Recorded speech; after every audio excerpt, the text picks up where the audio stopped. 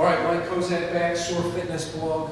Summer is here, and we're here today to discuss some football conditioning methods. Now, if you've read my blogs in the past, you know my thoughts on long running and running 200s and gassers and 400s and all that stuff for football players. All you need to do is sit at a television, watch a football game with a stopwatch, time how long the plays take. I've done this myself many times. You're going to find the average play takes anywhere between 3 and 7 seconds.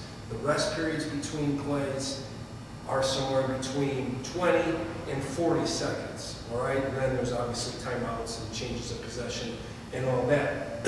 So football is a power sport where power needs to be created over and over with short bursts with little rest periods in between, not running for 1 minute at a time and then sitting and then doing it again, okay? Now obviously a lot of my college guys come home, they have certain conditioning tests they need to pass when they get to school. So if they have to run 1600s when they get to school, it's my job to make sure they can pass that.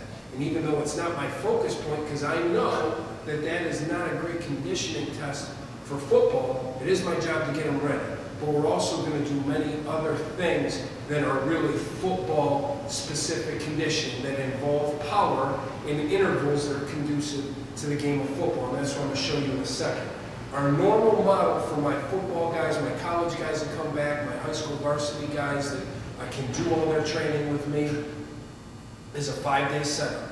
Monday, we work on short bursts, linear speed, and we hit our legs pretty heavy, we hit our jumps. We might decrease rest periods a little bit and maybe not hit maximal loads for my guys that are strong, but we're still focusing on lifting heavy on Monday. Tuesday, we're giving the legs rest, hitting on the body. Wednesday, we're doing position-specific conditioning. So we're hitting our drills, we're using the rest clock. There's where my receivers, my defensive backs, I might have them run longer because in the course of a game, receivers and defensive backs are going to run a lot more distance than the lineman is. And that's where position-specific becomes very important.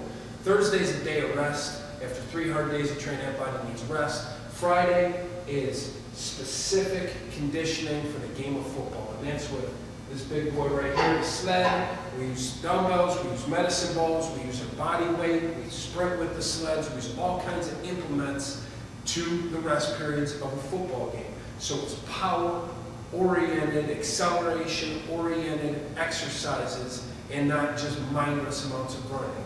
Friday, again, is some repetition upper body, and that might be the day that if I have guys that need to practice their conditioning test for school, that might be the day we do it.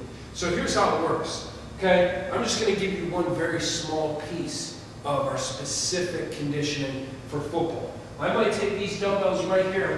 Sometimes we work in pairs, sometimes we do just one exercise to the rest clock.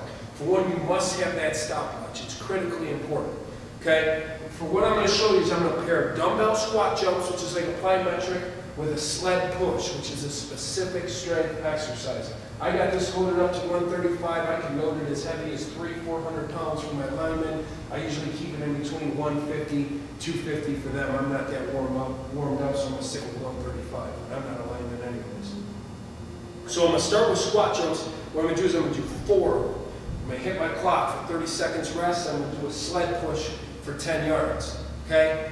If I was to continue, I would repeat that cycle 5 times with 30 seconds rest in between each exercise. And when that comes to a close, I will have performed 6 sets of each with 30 seconds rest, and now we'll treat that as like my first quarter of football-specific conditioning. Then maybe the next quarter we'll do a lateral sled run and a lateral plyometric. Kind of depends on the day. So here's how it looks. I'm going to take my dumbbells, I'm going to grab them, I'm going to hit 4 squat jumps.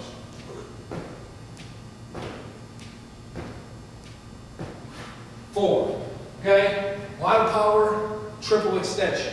Now, if I have a couple guys training at the same time, which I always do, one can go, next can go, next can go. By the time 3 or 4 when we're done, the next guy's about ready on the sled. I could also maybe have 3 or 4 exercises, treat it like a circuit. Depends on the day, depends on how many kids I have training. Now, I'm moderately taxed, I'm not winded, I should feel like I just played one play of football.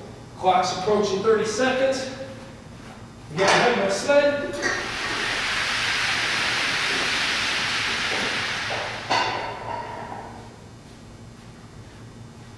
I obviously have the rest clock in this instance when the kids are training, so I'd have the clock going as soon as that gets. You can see I'm a little winded right now. It's like I play 2 plays.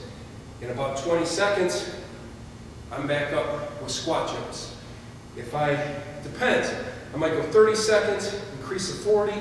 You know, if we want to simulate fast-paced game, fast-paced offense, sometimes we might drop that rest period real quick for an exercise or 2 to 15, 20 seconds. So there's a piece of our football conditioning.